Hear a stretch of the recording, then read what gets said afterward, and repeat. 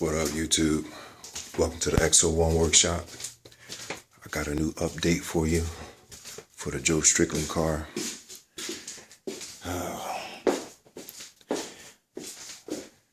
Went on vacation to Florida, came back. The mailbox was stuffed with crap that I had ordered. All right, let me take my time and run this down right quick. So, this is an idea that I got from, man, I forgot his name, man. The guy Basher from DMVs. I forgot his name. I gotta remember that. I inboxed him, and the gentleman was more than happy to give me the information that I needed, which I appreciate. So shout out goes to DMVs. All right, so this is how this works. I got a massive, actually I bought two of them. You're not gonna believe this. As you can see, I purchased a massive gear. Now, if you can see at the bottom, that is a 34 spur that I'm using. So, you know, usually guys do the 34-34 ratio. I got 34-60. This wheel is ridiculous. The size of this thing, man.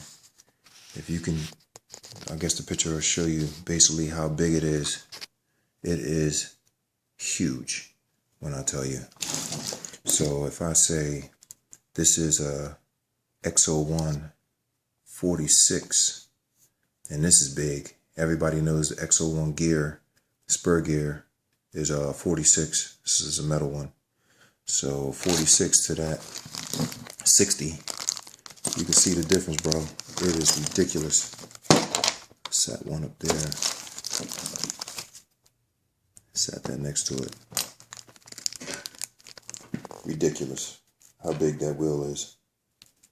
So this is a 60 tooth pinion, 8mm hole. So I'm using a 5mm shaft. So I needed a spacer, and I got this from Crenshaw Design. They got spacers. You can get a 5 or 6mm insert, which will give you the outer diameter of 8mm. So you can fill this hole up, and it's like a perfect fit, man. When I tell you, shout outs to Crenshaw Design for making some good stuff. So this is a 60 tooth right here, and just for shits and giggles, I ordered a 53 just to kill time or make up for time in case somehow the 60 didn't work. I was like, you know what, I'll just use the 53. So like I said, I'm definitely going to use this gear for something that'll just give me a different effect on maybe one of my other cars. But this right here is the Joe Strickland car, man. I'm telling you, I've been working very hard on this to get this to work. Let me turn this around. I also got these plates right here from Jess. Okay, so the shocks are mounted on the other side. So I had to bring the shocks behind here, and this link right here was on this side, so I had to switch it from here and bring it here. So everything is switched around backwards. Anybody who knows slashes know that the shocks are not mounted in the back like that. So I got that to work because this gear is so massive, it just was hitting everything. So I had to move that out the way. I think his name is Leonard. I forgot that guy's name. I gotta remember. The dude Basher from DMVs had told me in order to be able to get this to work, what you want to do is you want to get you. By the way, this is a 1/5 scale motor. I know it's small. It's way skinnier than this 1/5 scale motor right here, but it is a 1/5 scale motor. And the way to get this to work is it's all about heat. You have to have a lower kV in order to get this thing to work. So this motor right here, I don't know, it's probably underneath, but this motor is a 940 kV motor. All right, it's got a lot of torque to it. So the whole thing is you don't need a high kV motor, which in turn spins faster. With a gear this big, you need torque to push it. And as big as it is, with the ratio 34 to 60, I'm definitely got to be in the 120 range. I have to be. I don't even know if this car is going to be able to handle that, but we will definitely find out on Sunday. I got a regular 1/8 scale Mambo Monster ESC.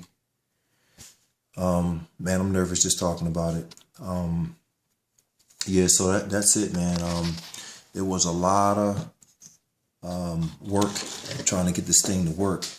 I got the spacers in between the motor because the shaft was sticking out too much, and I couldn't get this wheel to go back far enough, so I had to bring the whole motor back in order to be able to get it to sit on top of the gear, because it was like right at the edge. But that's good enough right there. That gear, spur gear, was closer to this edge, and I didn't like that. So that's as best as it's going to get. It's a tight fit, a lot of craziness.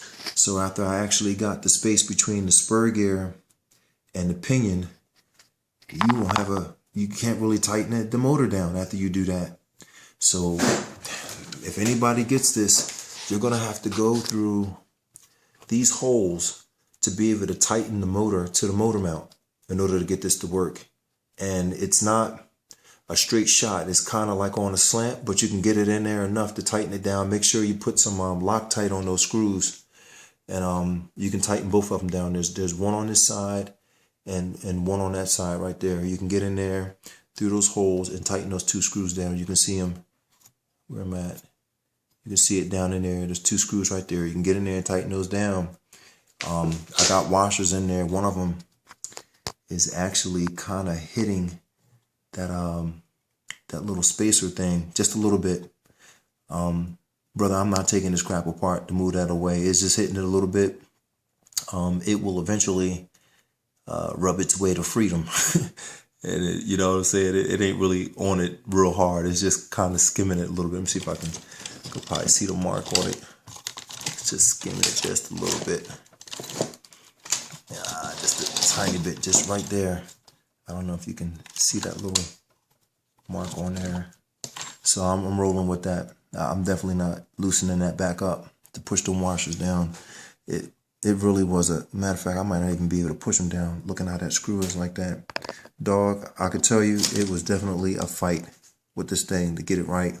I had to bend the motor mount back a little bit because this pinion wasn't sitting flat on top of that. It was kind of like on a slant, so I had to kind of bend that a little bit.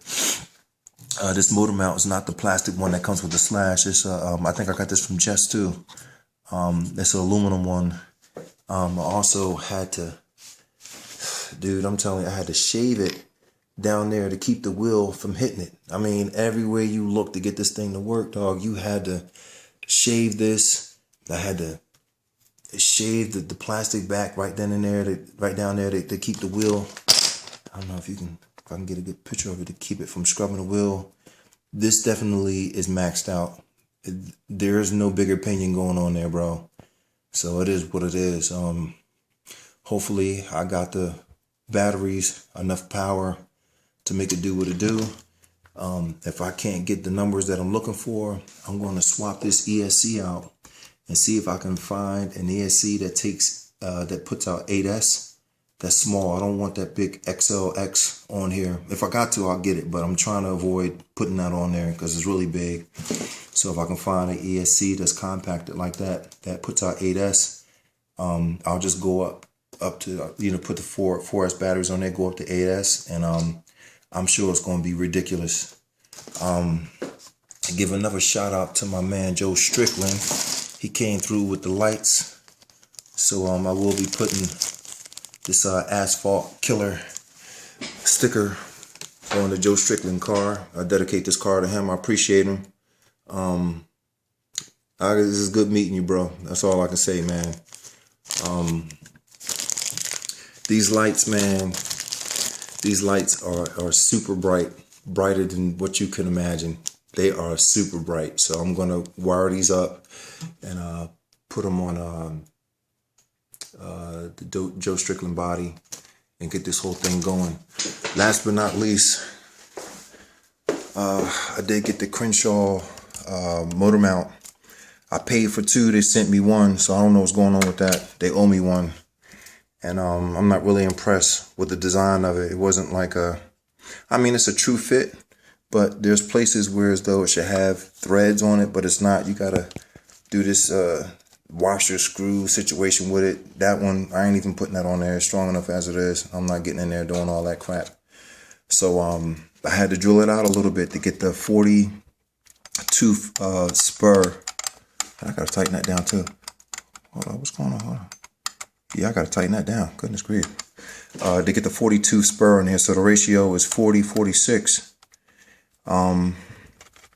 Yeah, I had to drill it out so I can move the engine back a little bit to be able to get that in there. So that was the only thing. I think this setup with the Crenshaw motor mount, you're supposed to put I think a 34 plastic gear is what I was seeing, some type of nylon gear or something like that. I want to go a step ahead, so I got a 40 on there. I was trying to get the 46 on there, but I couldn't get it. So I got 46, and that's going to have to work. I took it out last night. Got these crazy big batteries charged up, and dog, it is a beast. Sunday is going down. I'm going to take everything out there and get some speed runs and let you guys know how I do. I got to clean this up too. But it performed very well. I mean, the power on this, the torque is definitely, it's impressive. I just hope everything holds together and no crashes. Heat these tires up and I'm gonna try to get it in. Sunday's supposed to be about 50 degrees. I'm just gonna get on it real easy. That way I don't break none of my drive shafts. There's a lot of power on this thing, man.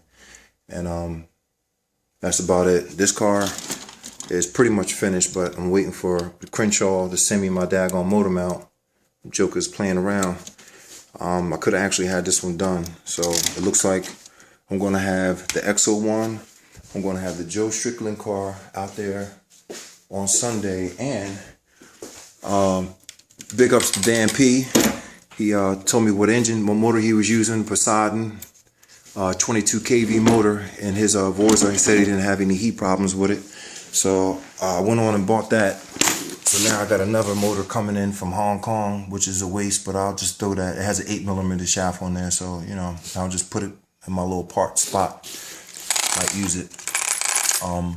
This car is probably definitely going to do some good numbers. I maxed this out using the Xo1 motor and the flux motor that comes into it at 104.